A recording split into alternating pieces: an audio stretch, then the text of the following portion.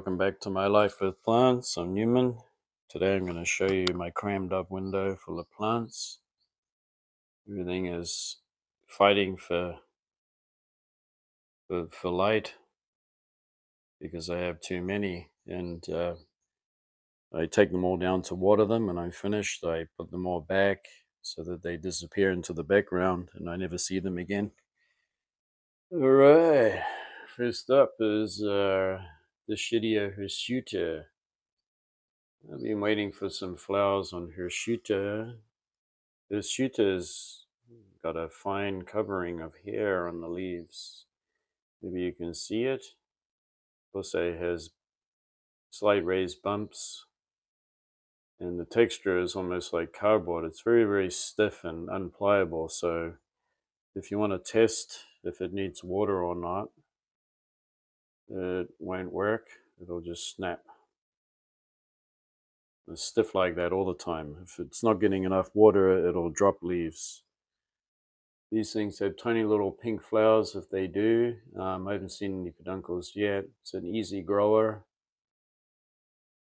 And I want to put it in a cache pot so that I can keep it moist, because at the moment it's not, and I want to get around to that as soon as possible. Next to it is my golden oldie Hoya David Kumingiana, and this one has never been repotted, so I bet it's got a real root ball in there. It still grows and it's still healthy.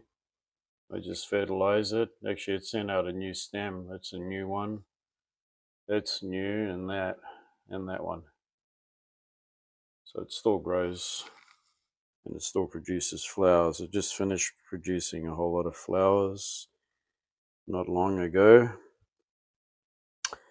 Next to it is one that I had to get, and it's a Dischidia rucifolia. It has a new growth coming out there. It's kind of spaced out between the internodes more than these ones, and it could be a growing phase, and it might fill in more. I don't know, but if it does need more light, I'll just have to adjust that. Lovely variegated leaves on it too. Next to it is one of my two Hoya Sunrise. This one is in flower.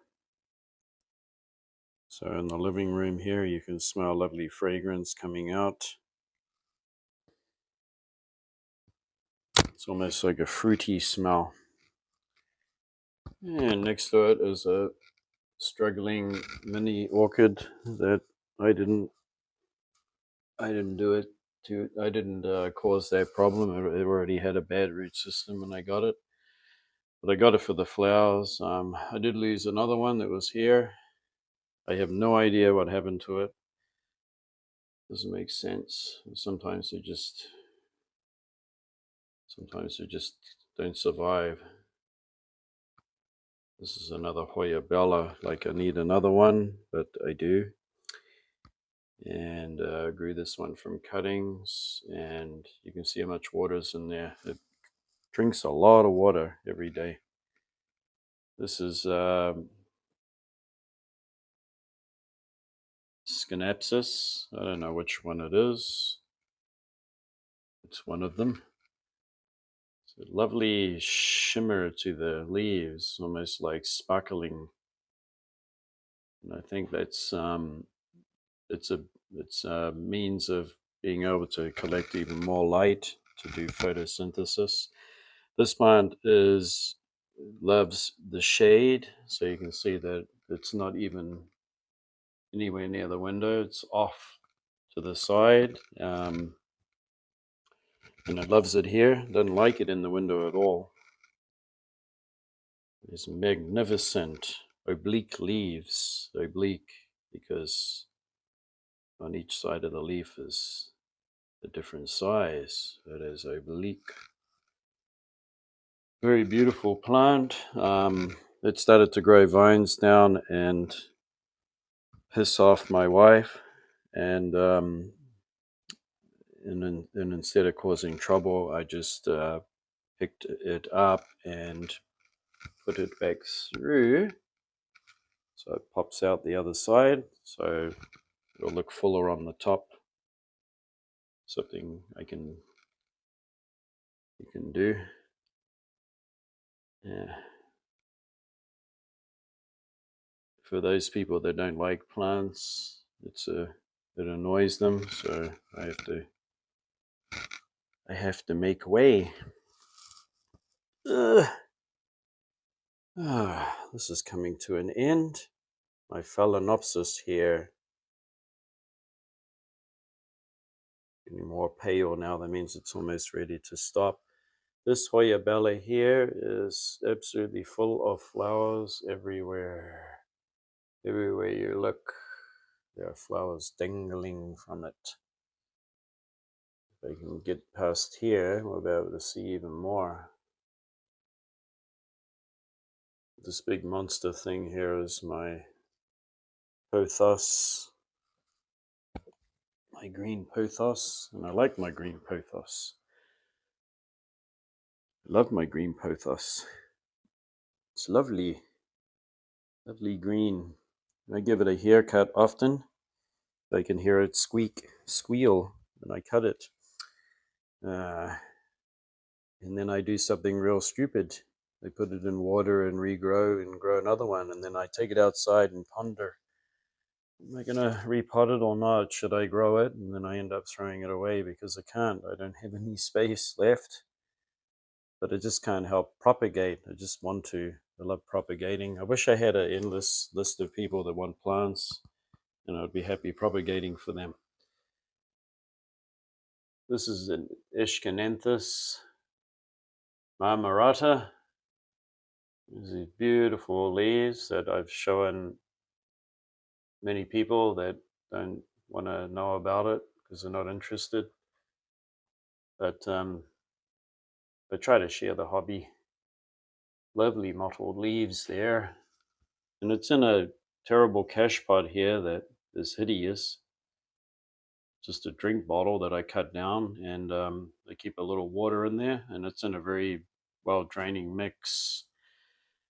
And it loves life. It's super easy to grow, and I love it for its ease of care. I kind of remember this. Is it a pilea?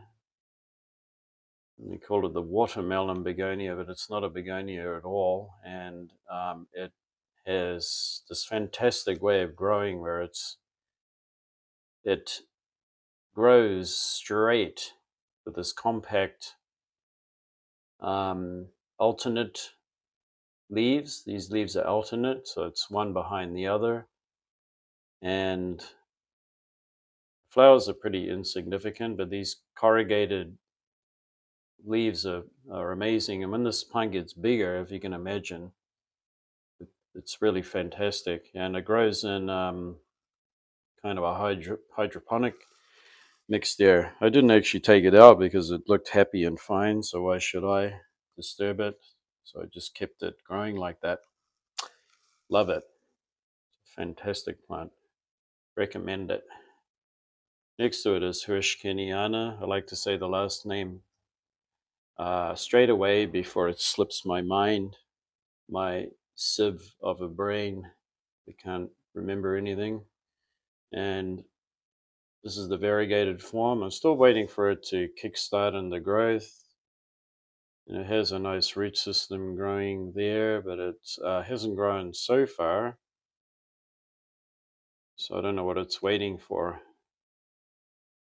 It's waiting for something, and I don't have it, so whatever. This one here is my Ripsalis. It's a lovely Ripsalis, and I gave it a terrible haircut for $2, and it's starting to regrow again. All of this is actually new growth, so this thing is a very, very, very rampant grower, has lovely, lovely, lovely, tiny little fragrant white flowers that are like little fairies dancing around. They look like little fairies flying around it, and it does flower. And I did put it in a plastic bag, see there, so that the water doesn't drip into its reservoir, which is tin. So it started to rust. So I cleaned it up and scrubbed it. Now it's got a bag so that it doesn't drip into it. Water it once a week, that's about it. And this thing grows really, really fast and starts to cascade down. If it gets out of hand, I'll just give it another cheap haircut, like the ones I get because I'm old. I just get the shaver these days. I put my head between my wife's legs and she shaves me. Yeah, takes a second because I've only got enough hair that could cover a mouse's body. And over here I have another Hoya Bella that has been growing really, really nicely. It's in a very shady position and they don't mind one bit. This is another Echinopsis that has beautiful red blooms on it.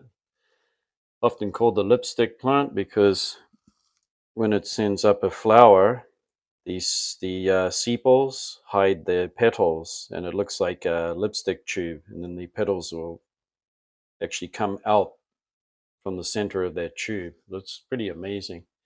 And it's ciliate because it has the hairs on the edge of the leaves. Very, very glabrous, shiny, and it loves water. It's watered 2 to 3 times a week, and it can't get enough. Seems to drink it up really fast.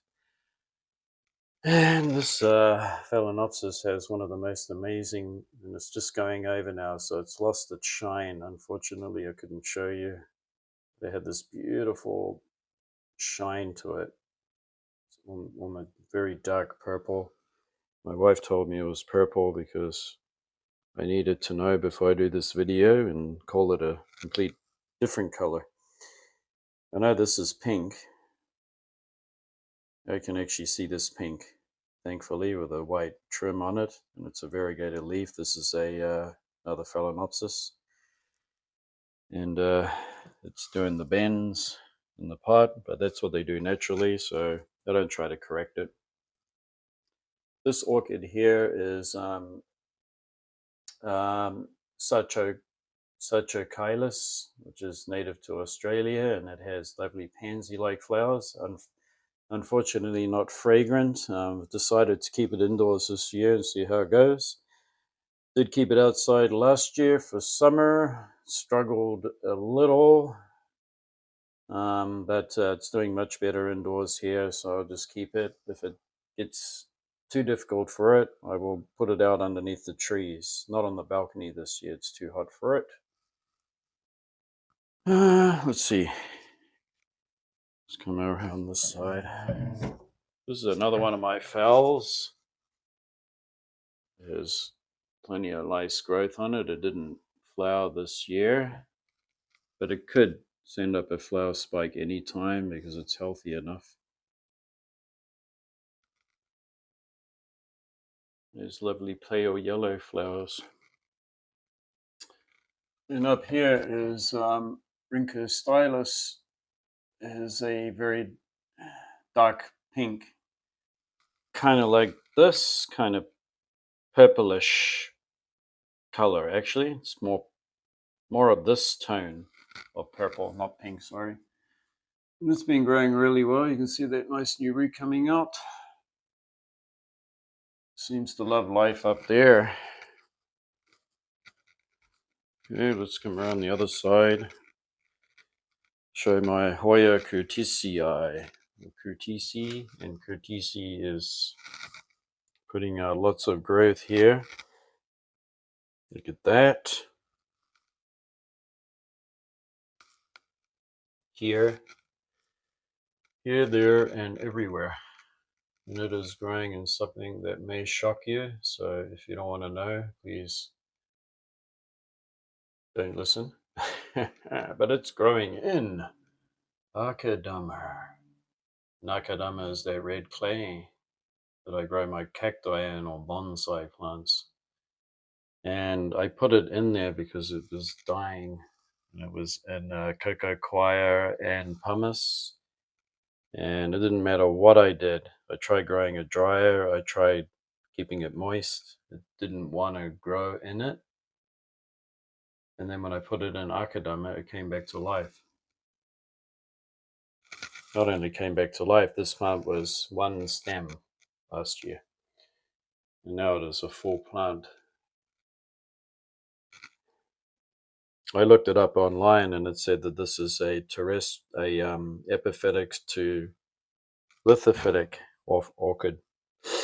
So it likes to grow on rocks too. So there's some kind of relationship between this orchid and Akadama, because it just loves the Akadama.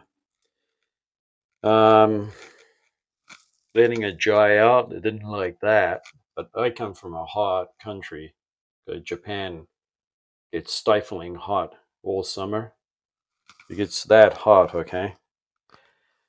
That when it does dry out, it dries out far too much, and I can't get to it in time. So it likes to stay moist.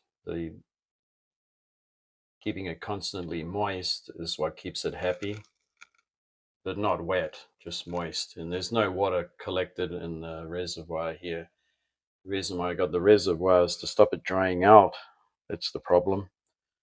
And it loves the Akadama, which is it's a neutral, it's a pH neutral. It's not acidic or alkaline.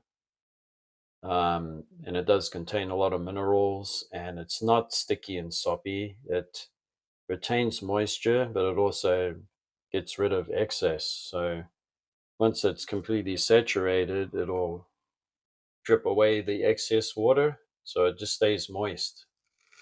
It's a real good medium, and you can see how healthy it is now. So that's just what it wants to grow in my climate.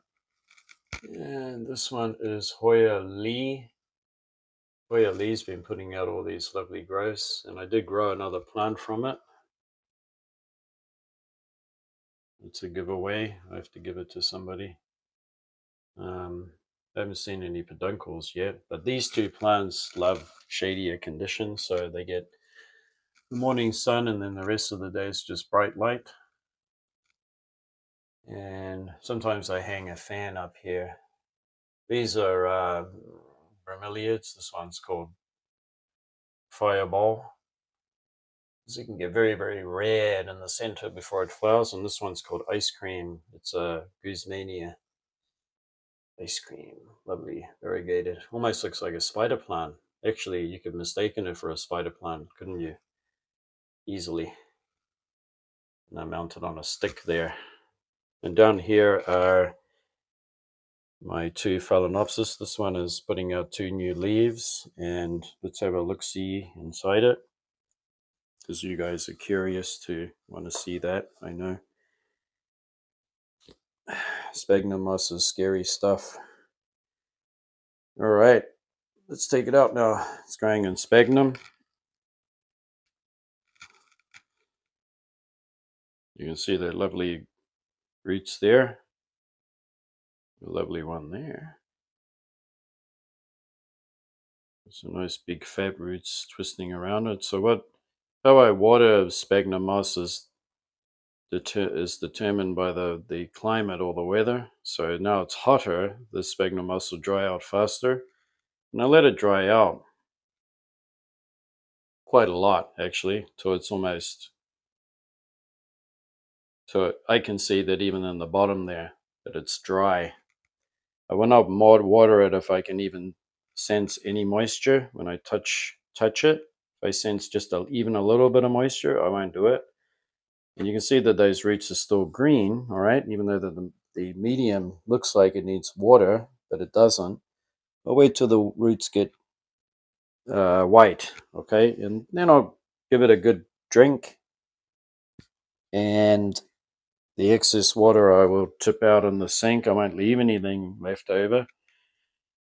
And that's how I do it in sphagnum. In a cooler climate, Sphagnum moss can be a curse because when you water it, it just never dries out. In that case, during our winter time, I just use a little squirty bottle and I just moisten it. I don't try to soak it. I just moisten it so it's just barely moist. And then the same thing, I let it dry out again for watering. And it's a cooler position here, so it's not as hot. And we do have an air conditioner in this room, so these plants will not, well, most of the time they won't get to 35 degrees, but you don't want to go there. Believe me, if your orchids, your Phalaenopsis get to 35 degrees and over, and one test to see if they're stressed or not is to touch the leaves, and they can be in complete shade, and maybe they're not even getting any sun on them. But if you touch it and it's not cool, it feels warm or warm to the touch, that's getting too hot for it. You want to touch it and it's cool. The leaf feels cool, like a vegetable that's been in the fridge, or a piece of lettuce that's been in the refrigerator. It's just cool. That's how they like it. They don't like their leaves hot. And by all means, give them some direct sun if you live in a mild climate. But here in Japan, if that sun comes in and gets on them in the summer, it'll be the end of it. It'll start off with heat stress, and then it'll slowly decline. Slowly. And it'll be very hard to bring it back. Usually they die after that, so they do not like direct sun. I hung a plant up here, and this is the cuttings I said I did with the no, I didn't. I actually erased that video, sorry. This is philodendron Brazil, but I have one that grows in the bedroom, and I did cuttings and I grew a new plant. It's hanging here, and when my wife gets home, she's gonna see it, and then we're gonna have to have a discussion about if it can stay or not. So fingers crossed. Just I'm trying to clean up my son's room. It's his room, and I've got to get the plants out of there. So that's what I've been working on. And down here, this is a Phalaenopsis mini fowl that didn't flower last year because it got stressed. It couldn't get hydrated enough, and I did have to repot. I did have to repot it, and I did. So there it is, and it'll flower next year. This one is Dry Hose Pink Girl. It's a division, a cacti that came off my main plant. And same goes with these when they have dried out and the roots all the way down the bottom. So it's got a plastic clear plot, and I take it out and all the roots are silver like that, all the way down to the bottom. If I see green roots at the bottom, I won't give it any water. It's just how they like to grow. This is one orchid that I cannot keep moist. It likes to have a good watering, and then it's all thoroughly soaked. Any excess water gets tipped out, and then it likes to dry out slowly. So that's why it's got the cache pot. Because if I didn't have the cache pot, these temperatures that we're having now will dry out super fast, and then it doesn't particularly like that unless I can keep watering it constantly. And that's kind of something that I'm not able to do all the time. It includes hanging them on a mount. If you hang them on a mount, you got to water them in the hot weather 3 to 4 times a day. You don't want them to have shriveled leaves. They should have nice, firm leaves. And I've seen a lot of phals that are on mounts that are shriveled. so they're not getting enough water, and then you want to take them away from the heat because they don't like the heat either. Okay, and in case you're wondering what that is, it's a kind of a tillandsia there that I might move to the garden because it's kind of not doing the best it could do. So I'm going to put it in the garden, give it a better life. But all these other plants are fine, they all do great. Anyway, thanks for watching. I hope you found this interesting. If you want to leave me a comment, go ahead. If you have any questions, let me know. Today's question is, do you live with somebody that has to tolerate your hobby? And how do you get around it? How do you compensate, or what do you do to keep the peace? Because sometimes it can get a little bit difficult with your hobby. Your hobby can take over. And it's hard for people to understand that if you have something that you're passionate about or you love doing, they might not understand. So how do you manage that? I just want to know. And until next time, we'll see you. I hope you had fun looking at my plants. I like to introduce my plants and talk about them. They may not be the best plants in the world, and some of them are far from perfect. Some of them look like they're thriving, but I wouldn't say that. And others adapt themselves, or they are adaptable. Anyway, we'll see you next time, and bye bye.